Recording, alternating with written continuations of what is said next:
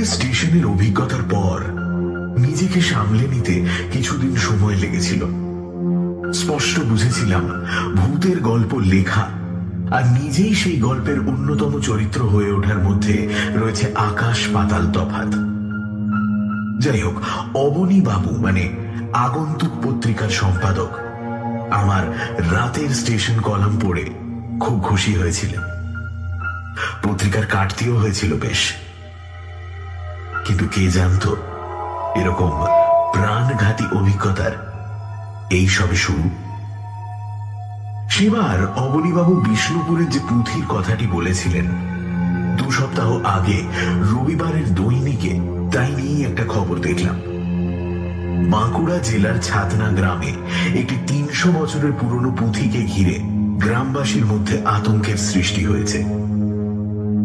স্থানীয় সূত্রে জানা গেছে যে প্রথমে পুঁথির মালিক রমেশ দলুইয়ের মস্তিষ্ক বিকৃতি এবং কিছুদিনের মধ্যেই তার অস্বাভাবিক মৃত্যু হয়।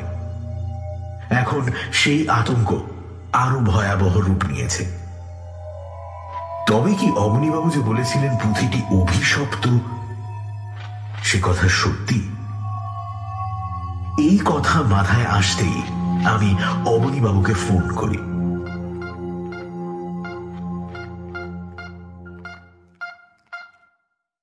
হ্যাঁ স্যার, আপনি কি ব্যস্ত?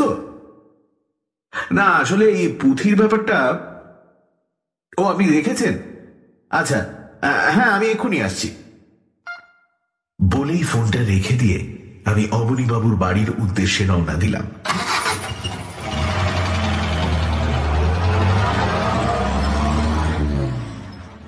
পৌঁছে দেখি অবনীবাবু চায়ের টেবিলে বসে আমার জন্য অপেক্ষা করছেন। আমায় দেখা মাত্র স্বভাব সিদ্ধ হাসি। এসো নীল, তোমার জন্যই অপেক্ষা করছিলাম। চেয়ারে বসতেই ফ্লাস্ক থেকে কফি ঢেলে আমার দিকে এগিয়ে দিলেন। অবনীবাবুর চোখে মুখে দেখলাম বেশ একটা রোমাঞ্চের স্বাদ পাওয়া অভিব্যক্তি। বললেন, বলো, কি জানতে চাও? আমি বললুম, আচ্ছা পুঁথিটা তবে কি? আমার কথা শেষ না হতেই অবনীবাবু বললেন, কি অভিশপ্ত কিনা? তুমি তো জানো রহস্য গপ্প বিক্রি করে পেট চালালেও আমি নিজে ওসবে বিশ্বাস করি না। তবে ওখানকারই একজন সংবাদ প্রতিনিধির কাছে ফোন করে যা শুনলাম তা হলো পুঁথিটা ঘরে নিয়ে আসার পর থেকেই ভিকটিমের মানে ওই রমেশ দলুইয়ের হাবভাব কেমন যেন বদলে গিয়েছিল। সারাক্ষণ একটা আতঙ্কগ্রস্ত ভাব, যেন কেউ বা কারা তাকে সবসময় মেরে ফেলার চেষ্টা করছে। এভাবেই কদিনের মধ্যে তিনি প্রায় পাগলের মতন হয়ে যান, আর তারপরই এই অবস্থা। একই প্রাচীন পুঁথি, তার উপর অভিশাপের আতঙ্ক। এইসব ব্যাপারে যে আমার একটা বিশেষ আগ্রহ রয়েছে সে কথা অবনীবাবু খুব ভালোভাবে জানেন। আর হয়তো সেই কারণেই আমার কাছে এইসব ঘটনার কথা বলতে গিয়ে তার উৎসাহ দ্বিগুণ হয়ে ওঠে। আমিও যে এই ঘটনায় ইতিমধ্যেই একটা রোমাঞ্চের গন্ধ পেয়েছি সে কথা তিনিও বুঝতে পেরেছেন। তাই কোনো ভনিতা না করেই বললেন, কি যাবে নাকি একবার? আমি বললাম, কোথায়? বিষ্ণুপুর? আবার কি, তাছাড়া এবার একটা সুবিধেও আছে, 2-1 সাংবাদিক ছাড়া কোনো পত্রিকার লোকজন ওদিকটা মারায়নি। তোমার যা হাতের তার, একবার এই গল্প আমাদের পত্রিকায় বেরোলে চারিদিকে একেবারে হইচই পড়ে যাবে। এমনিতেও গল্প তো রেডি, আমি গল্পের শিরোনামও ভেবে রেখেছি, অভিশপ্ত পুঁথির রক্ত পিপাসা। কি বলো? হ্যাঁ,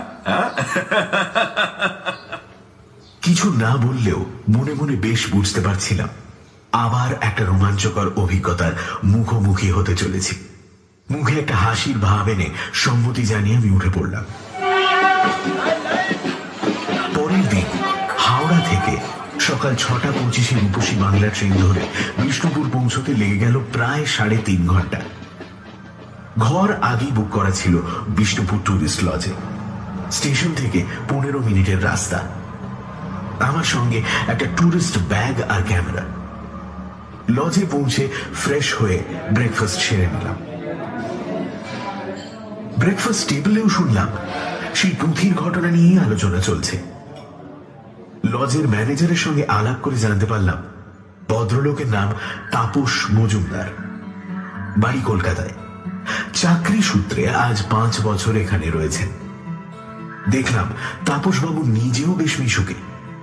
তাছাড়া সবচেয়ে বড় কথা হলো তিনি রহস্য রোমাঞ্চ গল্পের একনিষ্ঠ পাঠক। আমাদের আগন্তুক পত্রিকার প্রত্যেকটা ইস্যুর কভার স্টোরি ওনার মুখস্থ। এরকম অবস্থায় আমার পরিচয় পেয়ে তিনি যে কতটা খুশি হয়েছেন সে কথা বলা বাহুল্য। এবার আসল কথায় এলাম। তাপসবাবুকে আমার এখানে আসার উদ্দেশ্য বলতেই তিনি প্রায় লাফিয়ে উঠলেন। বললেন, বলেন কি মশাই, এখানে এসেছেন ওই ভুতুড়ে পুঁথির খোঁজে? আমি বললাম, পুঁথিটা যে ভুতুড়ে সেটা কি করে জানলেন? ভুতুড়ে না, আপনিই বলুন। দুদিনের মধ্যে একটা জলজ্যান্ত মানুষ পাগল হয়ে গেল। শেষটায় তো। আমি বাধা দিয়ে বললাম, মানুষ পাগল হওয়ার ঘটনা তো আর নতুন কিছু নয়, কিন্তু এর জন্য পুঁথির কি দোষ? দেখলাম তাপসবাবুর মুখে স্বাভাবিক ভাবটা মিলিয়ে গিয়ে একটা গম্ভীর ছায়া নেমে এলো। আশেপাশে যদিও তেমন কেউ ছিল না, তাও তিনি গলা নামিয়ে আমাকে বললেন, দেখুন, একটা কথা বলি আপনাকে। এই ব্যাপারে সংবাদপত্রে সবটা লেখেনি। সবটা জানলে হয়তো মানুষের মধ্যে ভীতি বা কুসংস্কার যাই বলুন না কেন ছড়িয়ে পড়তে পারে। আর তেমনটা যদি হয়, বুঝতেই পারছেন, এরকম একটা টুরিস্ট প্লেস লোকে তো ঘুরতে আসাই বন্ধ করে দেবে, তাই না? আমি বুঝলাম পুঁথির ব্যাপারে যতটা রহস্য আমি আশা করেছিলাম, বাস্তবে রহস্যের পরিমাণ তার চেয়ে অনেক বেশি। কথাগুলো বলতে গিয়ে তাপসবাবু যেন একটু ভয় পাচ্ছিলেন। আশ্চর্য, একটা সামান্য পুঁথিকে ঘিরে এরকম একটা আতঙ্ক তৈরি হতে পারে।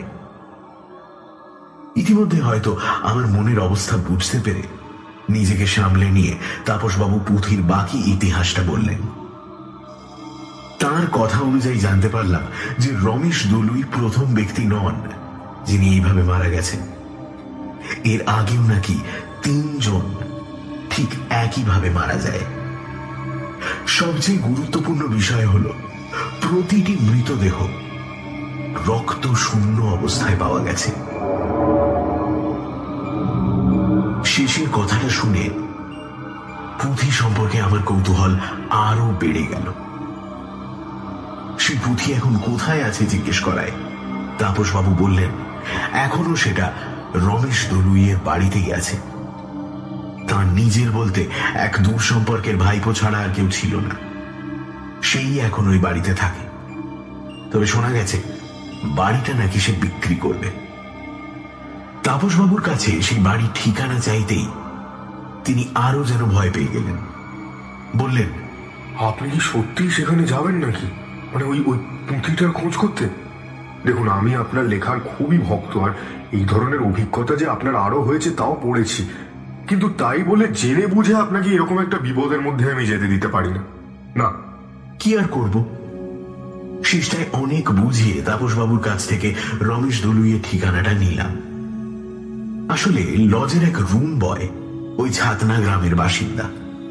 তার কাছ থেকেই তাপসবাবু ঠিকানাটা জোগাড় করে দিলেন। বিকেলের দিকে আমি জোর বাংলা মন্দির, শ্যামরায় মন্দির, রাসমঞ্চ এগুলো দেখতে বেরিয়ে গেলাম। যতই হোক, বিষ্ণুপুরের মতো জায়গায় এসে শুধু রহস্যের পেছনে ধাওয়া করে বেড়াবো এতটা বেরসিক আমি নই। সন্ধ্যের একটু পরে লজে ফিরে গিয়ে ঘন্টাখানেক সময় তাপসবাবুর সঙ্গে গল্প করে কাটালাম। দেখলাম ভদ্রলোক আমার জন্য সত্যিই খুব চিন্তিত। রাতে তাড়াতাড়ি ডিনার সেরে নিয়ে নিজের ঘরে চলে গেলাম। ক্যামেরা আর মোবাইল চার্জে বসিয়ে একটা ম্যাগাজিন পড়তে পড়তে কখন যে ঘুমিয়ে পড়েছি তার মনে নেই।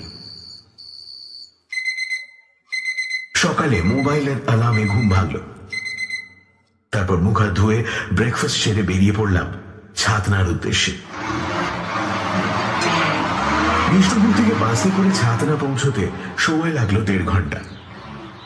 রমেশবাবুর বাড়ি পৌঁছতে আরো আধ ঘন্টা। রমেশবাবুর বাড়িটা গ্রামের এক প্রান্তে, ফলে লোকজনের খুব একটা আনাগোনা সেদিকে নেই। পথে একজনকে জিজ্ঞাসা করতে তিনি বাড়ির রাস্তা দেখিয়ে দিলেন। বাড়ির সামনে বেশ খানিকটা জায়গা, লাল নুড়ি পাথরের রাস্তা সোজা চলে গেছে রমেশবাবুর একতলা বাড়ির সদর দরজার দিকে। কড়া নাড়তেই ভেতর থেকে 25-26 বছরের একটা ছেলে বেরিয়ে এলো। সম্ভবত এই সেই দূর সম্পর্কের ভাইপো। কাকে চাই? একটু বিরক্তির ভাব নিয়েই যেন সে জিজ্ঞেস করলো। আমি আমার নিজের পরিচয় আর এখানে আসার উদ্দেশ্য তাকে জানাতে সে যেন প্রায় আকাশ থেকে পড়ে আর কি। আনন্দ আর উত্তেজনা মাখা স্বরে বলল, কি বলছেন? আপনি অদ্ভুতুড়ে কলমের লেখক? হারি বাস! নমস্কার নমস্কার, আমার নাম সৈকত দলি। আমি তো আগন্তুক পত্রিকার আজীবন সদস্য, আর তা কেবল আপনার লেখার জন্যই। আপনি খুব ভালো লেখেন আর কি। আর বাক্য ব্যয় না করে আমায় উষ্ণ অভ্যর্থনা জানিয়ে সৈকত ঘরে নিয়ে গেল। শুনলাম তার কাকা মারা যাবার পর থেকে সে এখানে এসেই রয়েছে। কাছাকাছি কোথাও একটা স্কুলের টিচার। আগে বাঁকুড়া থেকে যাতায়াত করত আর মাঝে মাঝে কাকার কাছে এসে থাকতো। এখন রান্না বান্না নিজেই করে। আগে একটা কাজের লোক ছিল, তবে রমেশবাবুর মৃত্যুর পর সে পালিয়েছে। পুঁথির ব্যাপারে দেখলাম যা কিছু কথাবার্তা শোনা গেছে সে সম্পর্কে সৈকত বিন্দু মাত্র বিশ্বাসী নয়। তবে কাকার মৃত্যুতে সে খুবই মর্মাহত। তার কথা অনুযায়ী রমেশবাবু নাকি বড় মাপের একজন পুঁথি গবেষক এবং পণ্ডিত ব্যক্তি ছিলেন। সৈকতের কথা যে বিন্দু মাত্র মিথ্যে নয় তা বুঝলাম রমেশবাবুর ঘরে গিয়ে।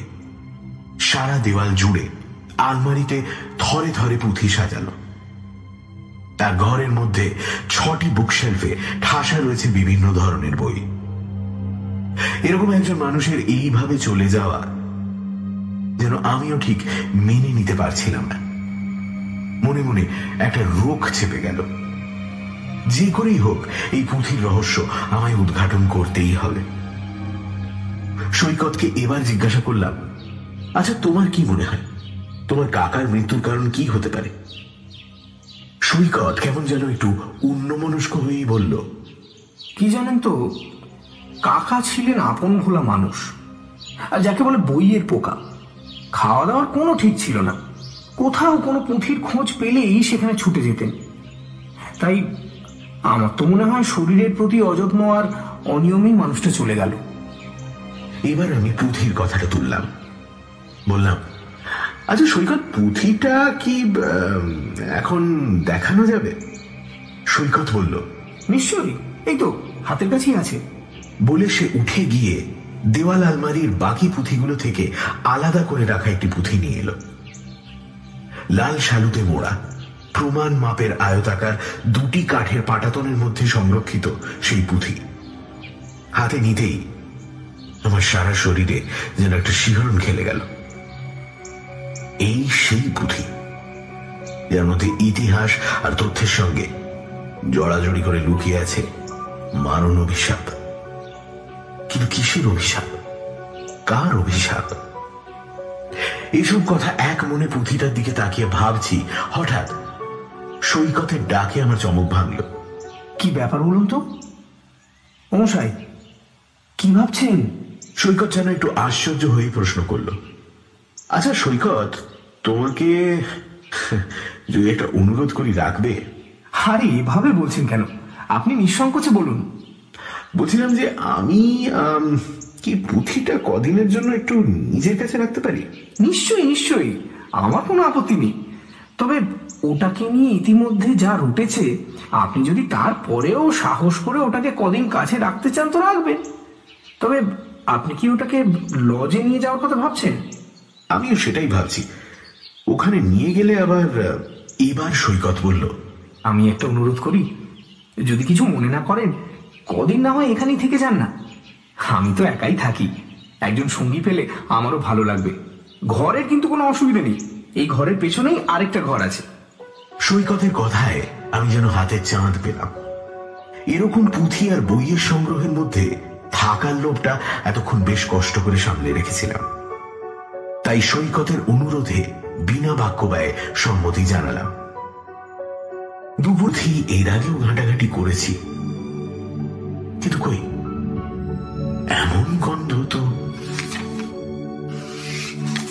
কথাটা ভাবছি আর পুঁথির পাতা একটা একটা করে উল্টাচ্ছি। তিব্বতী অক্ষরে লেখা, কিন্তু কি পুঁথির পাতাগুলো এরকম কেন? এরকম শক্ত আর অমসৃণ। তুলোট কাগজ বা ভূর্জপত্রের পুঁথি তো এরকম নয়। কি দিয়ে তৈরি এই পুঁথি? ইতিমধ্যে কখন যেন সেই আষ্টে গন্ধটা একটু একটু করে বেড়ে উঠেছে। তার সঙ্গে আমার শরীরে কেমন একটা ঝিম ধরা ভাব, যেন শরীরের উপর থেকে আমার নিজের নিয়ন্ত্রণ হারিয়ে ফেলছি। এমন কতক্ষণ চলল মনে নেই, হয়তো অজ্ঞান হয়ে গিয়েছিলাম। কিন্তু যখন জ্ঞান ফিরল, দেখলাম আমি বসে আছি একটা গুহার মধ্যে, বড় মাপের একটা পাথরের ওপর। কি এটা আবার কোন জায়গা? চেয়ার, টেবিল, ঘর সব কোথায়?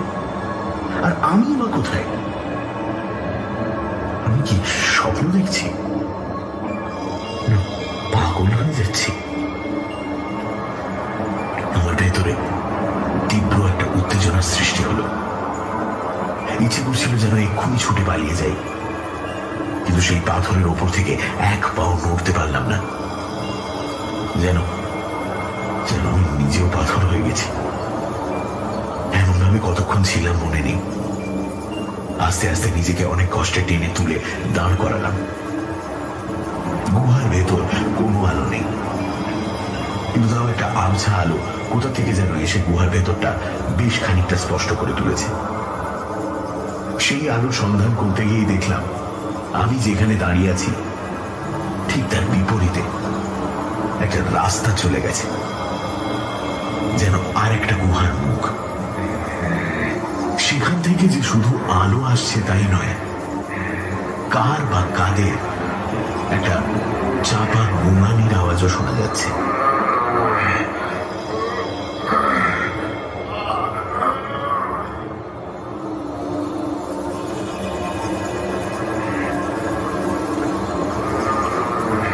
আমি গুহার দেওয়াল ধরে এক পা করে এগিয়ে গেলাম। পরের গুহাটার দিকে যত এগিয়ে যাচ্ছি, ক্রমে সেই চাপা গোঙানির আওয়াজ আরো স্পষ্ট হয়ে যাচ্ছে।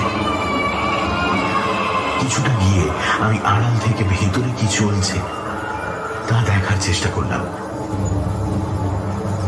কিন্তু যে দৃশ্য দেখলাম তা দেখে আমার শরীর অবশ হয়ে গেল।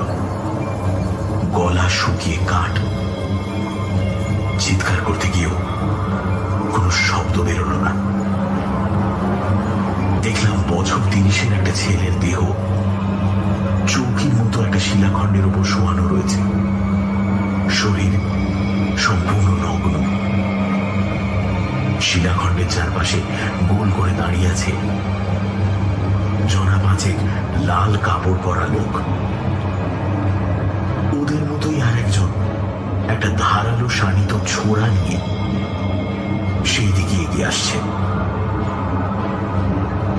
দেখলাম কাজটা যেন খুব সন্তর্পণে করছে, কোনো অপরাধী যেমন করে অপরাধ করে।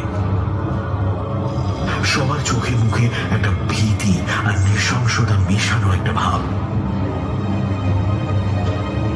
দেখতে দেখতে সেই ছোড়া হাতের লোকটা এগিয়ে এসে নগ্ন দেহটা থেকে খুব ধীরে ধীরে চামড়ার পরত ছাড়িয়ে নিতে লাগলো, আর সমানভাবে একটা পরতের ওপর আর একটা পরত রাখলো। চামড়া ছাড়িয়ে নেবার পর লোকটা সেই নগ্ন দেহটার কবজির একটু নিচ থেকে ছোড়া দিয়ে এক টুকরো হাড় কেটে নিল। ততক্ষণে সেই শিলাখণ্ডটা রক্তে ভেসে যাচ্ছে। সেই দৃশ্য দেখে লোকগুলোর মুখে একটা পৈশাচিক হাসি ফুটে উঠল। কিন্তু কিন্তু আমার কি হল?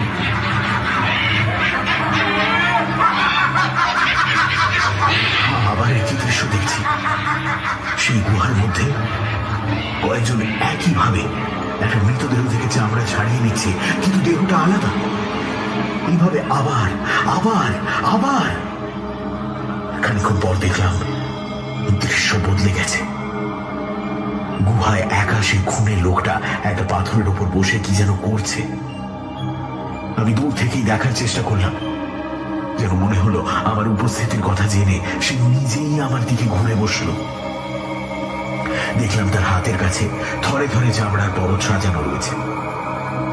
বুঝতে বাকি রইল না সেগুলো সবই মানুষের চামড়া। কি বিভৎস আর পৈশাচিক সে দৃশ্য! লোকটা একটা পুঁথির মাপে চামড়াগুলো কেটে একে একে কি দিয়ে যেন সেলাই করছে। তার আশেপাশে তাকিয়ে দেখলাম গুহার দেওয়ালে ফাঁকে ফাঁকে বহু পুঁথি সাজানো রয়েছে। সেগুলো কি তবে? ইতিমধ্যে আরো কিছু লোক গুহার মধ্যে প্রবেশ করল। তারা যেন আগের লোকটাকে ধরার উদ্দেশ্যে এখানে এসেছে। হাতে মশাল, সবার চোখে মুখে রাগ ফেটে পড়ছে। এদিকে যে লোকটা চামড়া দিয়ে পুঁথি তৈরি করছিল তার মুখ আতঙ্কে ফ্যাকাশে হয়ে গেছে, যেন সে বুঝতে পেরেছে তার মৃত্যু আসন্ন। আমি হতবাক, কি করছি, কোথায় আছি, কি হচ্ছে আমি কিছুই জানি না। এই নৃশংস চলচ্চিত্রের আমি দর্শক মাত্র। তবে এইটুকু বুঝতে পেরেছি, এরা সবাই আমায় কিছু বোঝাতে চায়, কিছু জানাতে চায়। কি সে কথা? দেখলাম সেই খুনে লোকটাকে বাকিরা ধরে বেঁধে ফেলল। তারপর সবাই মিলে তার গায়ে এবং সারা গুহায় কি যেন ছিটিয়ে দিল। এক মুহূর্ত সেই হাত পা বাঁধা খুনে লোকটার দিকে তাকিয়ে দলের একজন হাতের মশাল তার গায়ে চেপে ধরল। মুহূর্তে তার সারা গায়ে ধরে গেল গনগনে আগুন। তার বুক ফাটা চিৎকারে চারিদিকে যেন কেঁপে উঠল। শুধু তাই নয়, ঘরে রাখা পুঁথিগুলো একে একে পুড়ে গেল, আর তা থেকে বিকট চামড়া পোড়া গন্ধ উঠতে লাগলো। কিন্তু আশ্চর্য, দেখলাম মৃত্যুর আগে সেই খুনে লোকটা চিৎকার থামিয়ে কি যেন বিড়বিড় করে বলছে আর ঘন ঘন ফু দিচ্ছে। কোন মন্ত্র জানি না, কিন্তু দেখলাম তার আধ পোড়া মুখে আবার সেই পৈশাচিক হাসি ফুটে উঠেছে।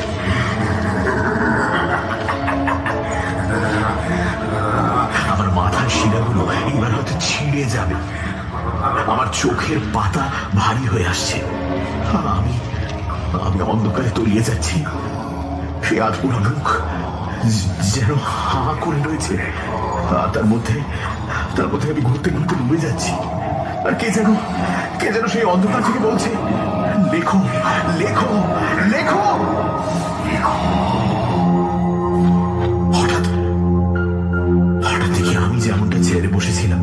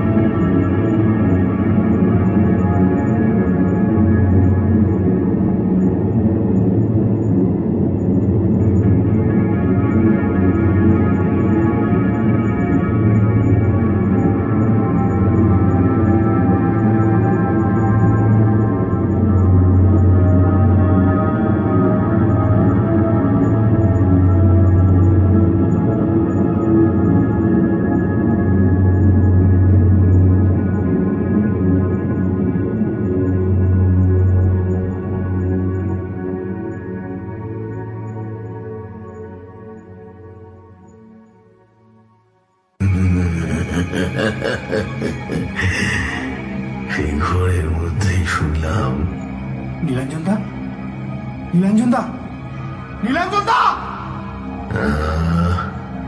সৈকত, আমাকে লিখতে দাও, লিখতে দাও।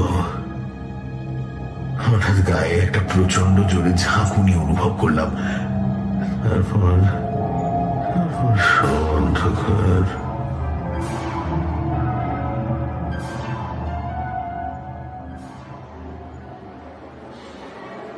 চোখ খুললাম দুদিন পরে বিষ্ণুপুর সদর হাসপাতালে। মাথার কাছে বসে সৈকত, সঙ্গে আর একজন বয়স্ক ভদ্রলোক। তখনও ঠিক করে বুঝতে পারছি না যে আমি কি দেখছি, সত্যি না মিথ্যে। সৈকত প্রথমেই বলল, নীলাঞ্জন দা, এখন কেমন আছেন? আমি চোখের ইশারায় বললাম, ভালো। তার মুখেই শুনলাম, আজ দুদিন পর আমার জ্ঞান ফিরল। এই দুদিন ধরে সমানে প্রলাপ বকেছি। বেচারা সৈকত, লজের ম্যানেজার এবং আমার পত্রিকার সম্পাদক সবাই মিলে আমাকে এই যাত্রা বাঁচিয়ে দিয়েছে। আমার অবস্থার খবর শুনে অবনীবাবু বিষ্ণুপুর আসেন। কদিন পর আমি একটু সুস্থ হলে তিনি নিজে এসে আমায় গাড়ি করে হাসপাতাল থেকে সোজা লজে নিয়ে গেলেন। সৈকত এবং সেই বয়স্ক ভদ্রলোকটিও পরে এসেছিলেন সেখানে। বাকি কথা সেখানেই শুনলাম। প্রথমে সৈকত বলল, আপনারই অবস্থা দেখে আমি সেদিন রাতেই পাড়ার লোক ডেকে আপনাকে গ্রামের স্বাস্থ্য কেন্দ্রে নিয়ে যাই। সেখান থেকে ওনারা আপনাকে সদর হাসপাতালে রেফার করে। আপনি সমানে ভুল বকছিলেন। হাসপাতালে নিয়ে এসে আপনাকে রক্তও দিতে হয়েছিল।